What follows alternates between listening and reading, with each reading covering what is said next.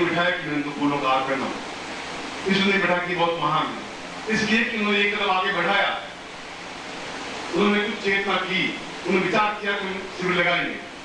एक भावना हुई गुरुदेव को अपने पास बुलाए और दिन रात दौड़ करके काम करते रहते हैं, चाहे गुजरात हो, चाहे बिहार हो, चाहे दक्षिण हो, चाहे उत्तर हो, सब बराबर प्रयत्नशील है, चाहे भोपाल, चाहे नागपुर, चाहे कानपुर, कोई भी स्थिति है। ये क्या है?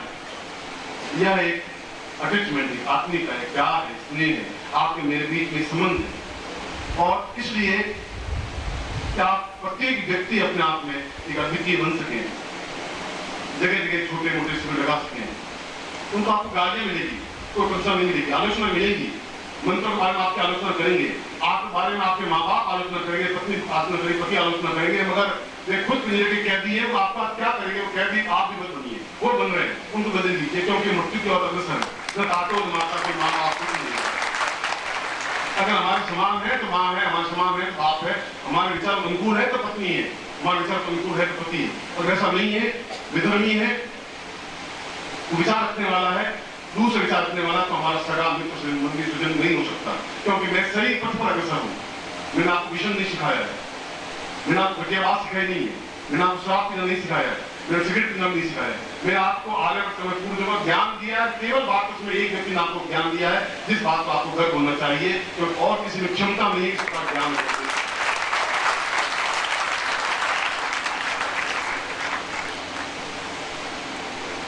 मैं और अभी पहले प्रवीण जोशी ने उद्बोधित शब्दों में कहा कि हम कुछ नहीं जानते, किस प्रकार से हम साधना करें, किस प्रकार सिद्धियां प्राप्त करें, और बिना सिद्धियां प्राप्त करें, बिना देखे कि भुवनेश्वरी क्या है, काली का रूप क्या है, छिन्नमस्ता क्या है, लक्ष्मी क्या है, विष्णु क्या है, रुद्र क्या है, शिखर कैलाश क्या है, और मान सरोवर में कैसे यात्रा की जाती है, सिद्धार्थ कैसा पहचाना जा सकता है, कैसे दृष्टि प्राप्त की जा सकती है। यदि ये नहीं देखा तो जीवन लेने का अर्थ क्या रहा? फिर जीवन का मकसद क्या है? अगर मैं ऐसा मकसद था तो मैं आपसे अच्छी स्थिति में था, मैं तो डिपार्टमेंट था, मेरे कोई कमी नहीं थी बात में, न शिक्षा में, न धन में, न यश में, न बात प्रतिष्ठा में। मैंने इस्तीफा दिया, 2 साल तक इस्तीफा स्वीकार नहीं किया मेरा। मैंने कहा मैं ऐसा पैसा ब्याज नहीं दूंगा, ऐसा मैं तनख्वाह नहीं दे सकता, जहां मैं शिष्यों को दे सकूं, टाइम नहीं दे सकूं, मैं कर नहीं सकता, क्योंकि मेरे जीवन का रास्ता अलग था, वो रास्ता नहीं था, वो पैंट पहन करके घूमना भी रास्ता नहीं था।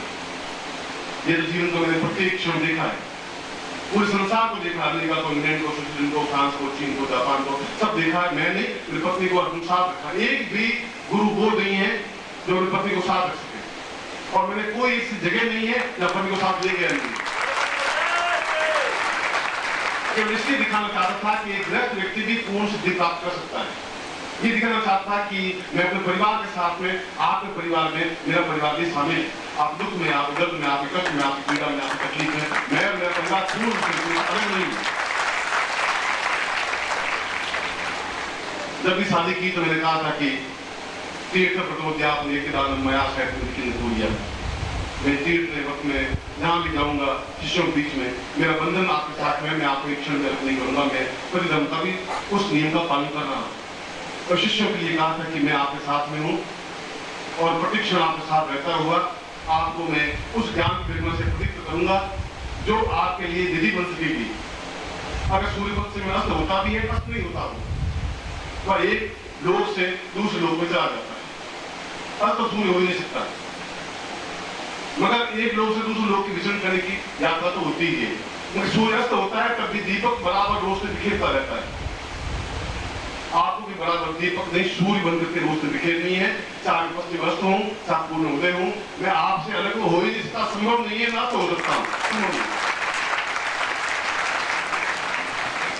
और इसके लिए प्रवीण जोशी ने कहा कि मैं आपको क्या कहूं, कैसे कहूं, किस प्रकार से कहूं, कुछ ऐसा करिए, एक बार नहीं घंटे में ऐसा कर दीजिए कि हम साधना सिद्धियां न कर सकते हैं, नहीं देख सकते हैं, तो फिर हमारी आंखें के कोई मतलब नहीं है, फिर आंखें फोड़ने के लिए चाहिए। इन आंखों ने अगर भुवनेश्वरी नहीं देखा, फिर आंखों में तीर चुभने के लायक आंखें। इन आंखों का मतलब क्या है? इस गंदगी, ये ग्लिचता, ये न्यूनता, ये घटियापन, ये टैलेंट, क्या जीवन यही है सब कुछ?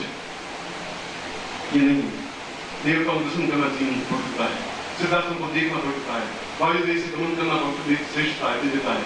सिद्धार्थ को बैठना, उस सन्यासियों को हजारों साल के कृष्ण को अपने आप में सामने बैठना, उनसे बातचीत करना दिव्यता है। विष्णु को अपने सामने देखना, कृपाचार्य को अपने आप में देखना, बुद्ध को अपने सामने देखना, यह दिव्यता है, यह श्रेष्ठता है। वो कब हो पाएगी?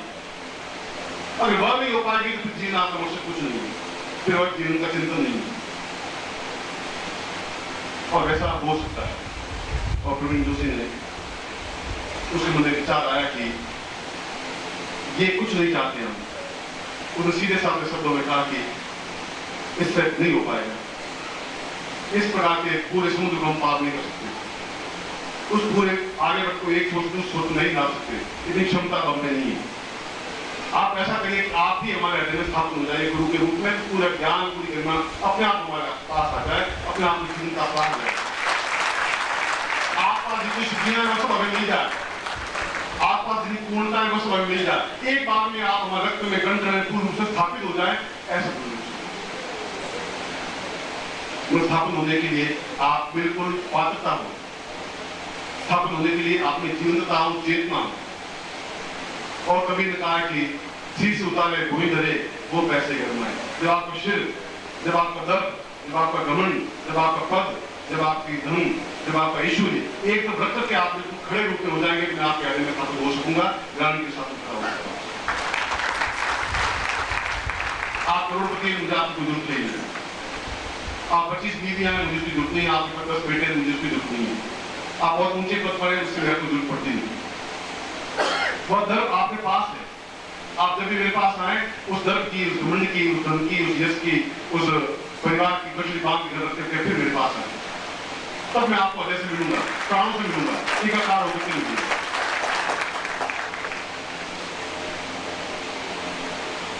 और ऐसी स्थिति को मैंने 2-3 दिनों में आप कोई बात टाली नहीं, कोई न्यूनता नहीं रखी। अनिल ने जो भी कहा आपके लिए कहा, अपने स्वार्थ के लिए नहीं कहा। उसके परिवार ने जो भी कहा आपके लिए कहा कि ये दीक्षा दे दीजिए, ये उनको परिचय दीजिए, ये प्रयोग दे दीजिए, केवल ये कि हैदराबाद अपने आप में अद्वितीय शिविर बन सके, उनको सिद्धि मिल सके। और उससे भी आगे बढ़ के गुजरात में ये कहा कि इन सिद्धियों से आप प्रोग्राम भी करा देंगे, कभी छिन्नता करा देंगे, कभी लक्ष्मी करा देंगे। कब तक ऐसा जीवन चलेगा? आप खुद ही उस हिमालय को लेकर अंदर स्थापन क्यों नहीं हो जाते हैं? ऋषि होंगे सिद्धार्थों को लेकर अपने हृदय में, हमारे हृदय में स्थापन क्यों नहीं हो जाते हैं? तो अपने आप सब कुछ प्राप्त हो जाएगा, फिर हमें कोई दुख नहीं। वो भी आपके लिए कहा है। और मैं ये बात भी टालूंगा नहीं टालूंगा, ये बात भी करके दिखाऊंगा आपको कि कैसे हो सकता है। और ऐसा होते हैं, कैसे आलोक पैदा होता है, कैसे हमें जिंदगी टूटती, कैसे हिमालय में स्थापन हो जाता है, कैसा हमें ब्रह्मांड दिखाई देने लग जाता है। तब हम अपने आप को पूरे सिद्धांतों को अंदर का अंदर देख लें, तब वायु में गमन कर लें। और तब होता है जब पूर्णता के साथ गुरु और पूर्ण समन्वय के साथ हृदय में स्थापन हो जाए, फिर बाकी साल में सिद्धियां होंगी, उनसे रह जाएंगे। मैं ये भी करूंगा, आप जो भी कहेंगे मैं करूंगा, मगर फिर भी आपको खाली नहीं लौटाऊंगा, क्योंकि मुझे जल्दी से जल्दी उस कार्य को संपन्न कर देना है जो आपके सामने वायदा किया है, जो ऋषियों को चैलेंज दिया है, या सिद्धार्थों को चैलेंज किया है, वह करूंगा ही, हालात में करूंगा। उसके लिए भी ये जरूरी है।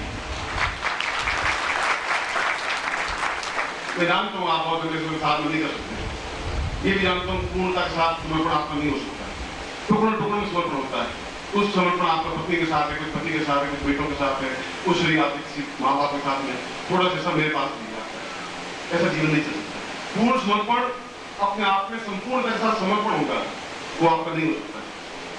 तो कभी ऐसा क्षण आए जब आपके आंख भीगे, कब ऐसा क्षण आए जब गुरुदेव सब लेते आपके हृदय गदगद हो जाए, कब ऐसा क्षण आ जाए जब आप रह नहीं सके, गुरु आपके पास में जाए, आप मतलब रुक जाए, आपके हाथ रुक जाए, आपका शरीर रुक जाए, फिर आप शिष्य क्या होंगे?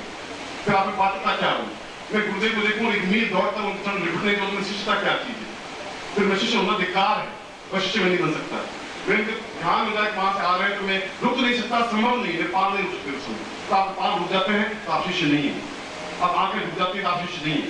नदी नहीं रुक सकती जब तक समुद्र में नहीं विलीन हो जाती है, अपने दौड़ती हुई चली जाती है और पूर्णता से विलीन होती है, उसको नदी कहते हैं, उसको शिष्यता कहते हैं, उसको पात्रता कहते हैं। ऐसे ही आप शिष्य बने, ऐसे ही आप अद्वितीय शिष्य बने, जहां में प्रतिष्ठा के साथ, गर्व के साथ उन सन्यासियों को बता सकूं कि ये मेरे शिष्य है, एक क्षण भी रुक नहीं सकते, एक क्षण भी सांस ले नहीं सकते। इन शिष्यों को प्यार करता हूं, ये मेरे आत्मीय, मेरे कण कण हृदय हृदय स्थापन है।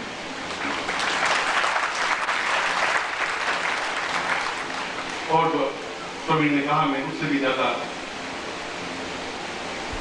निखिल स्वतंत्र रूप में, नाम सीमानिक रूप में, रूप तो कई, एक रूप मेरा पति भी, जहां मैं पति भाव से देखा जाता हूँ, एक रूप में पिता भी हूँ, जहां पिता भाव से देखा जाता हूँ, एक रूप में प्रेमी हूँ, जहां प्रेमी रूप में देखा जाता हूँ, एक रूप में शत्रु भी हूँ, जो शत्रु रूप से देखा जाता हूँ, एक रूप से गुरु हूँ, गुरु रूप में देखा जाता है। कई रूप है, मगर निखिल स्वानंद भी एक रूप है।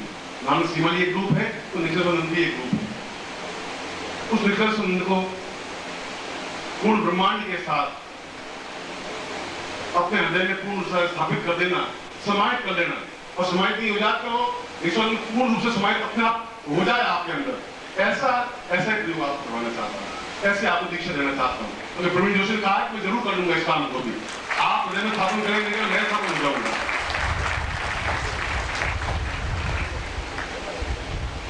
आप कितने सोचा है, कितने पीछे, मुझे मालूम है जगह कैसे की जाती है, मुझे मालूम अंदर कैसे दसा जाता है, मुझे मालूम कैसे पात्रता आ सकती है, मुझे मालूम है आज पूर्णमासी के दिन भी आपको सिद्धासन कैसे जा सकता हूँ, और मैं आज ही इस काम को करके दिखाऊंगा।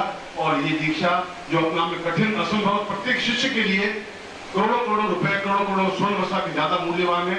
मैं इस अद्वितीय दीक्षा को भी ब्रह्मांड युक्त निश्चलन कण कण रक्त में स्थापन हो, उस दीक्षा को मैं आपको दूंगा और गारंटी के साथ दूंगा, जिसमें आपका सिद्धासन जागृत हो सके, चेतना पैदा हो सके, और मेरे साथ एक पूर्णता है और पूर्णता आपको प्राप्त दे सकूं, ऐसे ही मैं आपको आशीर्वाद देता हूं। आपको कल्याण करूं।